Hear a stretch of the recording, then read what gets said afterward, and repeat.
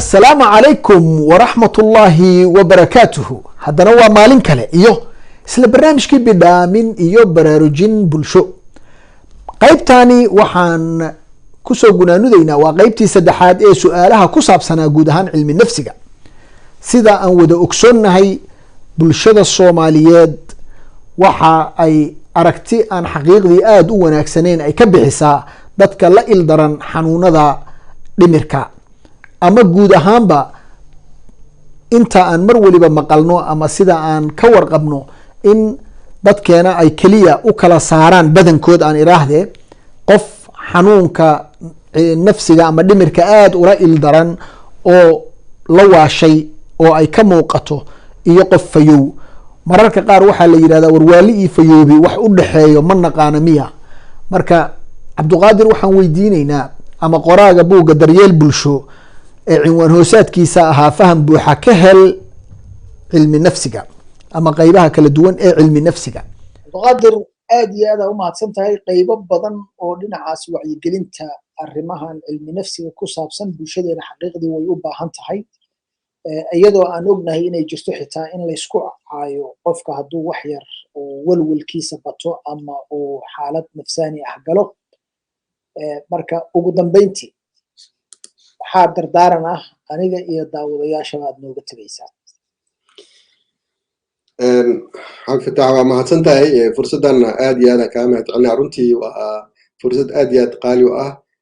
dadka Soomaaliyeed dadkana daawanaya dhammaan waxaan kula dardaarmayaa in maaragtay ay ku dadaalaan laba shay inay ku dadaalaan cilmiga oo cilmiga waxa weeyaan waa wax lagu badbaado adduun iyo aakhiro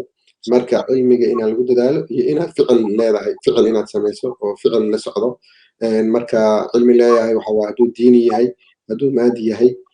naftaada inaad barato inaad ogaato waxa adduunkan maxaa priority ku ah maxaad rabtaa inaad xaqiijiso noloshaan naftaan way kooban tahay inta qofka uu noolaanayo nabiga wuxuu calayhi salaatu wasalaam bayna 60 wa 70 marka allahumma salli sallam alayhi marka noloshaada maxaad rabtaa inaad xaqiijiso maxaad jeceshahay inaad maaragtay lagu soo xasuusto adduunka markaa ka tagtay maxaad jeceshahay lagu soo xasuusto maxaad dadka u tartay oo noloshooda ka bedeshay marka waxyaabahaas waxaan jecelahay su'aalahaas inuu qofka mar walba isweydiiyo wixii markaas oo asaga kaga aadan oo haddii cilmi ay tahayna kororsado wixii ficil ah inuu ku daro oo markaas marka meesha waxaan ugu socdaa marka qofka marka waxa waa inna alladhina qalu rabbuna allah thumma istaqamu tatanazzalu alayhim almalaa'ikatu alla takhafu wa la tahzanu wa abshiru bil jannati allati kuntum tu'adun nahnu awliya'ukum fil hayati ad-dunya wa fil akhirah ولكم فيها ما تشتهي أنفسكم ولكم فيها ما تدعون نزلا من غفور رحيم ومن أحسن قولا ممن دعا إلى الله وعمل صالحا وقال إنني من المسلمين ولا تستوي الحسنة ولا السيئة ادفع بالتي هي أحسن فإذا الذي بينك وبينه عداوة كأنه ولي حميم مركا إلهي ساس القرآن كله هي قفي مركا استقامة لإماضه وإلهينا معناها تلصارته مركا اسمركو أدون كان كتغايو إلهي وحوليه هي كبقنا واحد إذا سجاي وخير بين قنايان أنا كبر ولينا أكسر كتين وأدون إيا ماركتي أهل إيا قرابي وحسان هكمركين مركساس وكرمرك إن شاء الله وحرجنا تبقى إنا مارك كفايدستان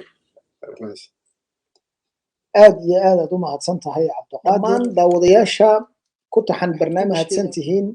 daawashada barnaamijka waxaan idinka sii codsanayaa in aad la wadaagtaan asxaabtiina si uu wanaaga u faafo waa anigoo Cabdifataax Baana Caymuun oo idinkaga sii tagaya kulanti dambe oo xiiso leh iyo barnaamij kan ka sii xiiso badan iyo qoraa cusub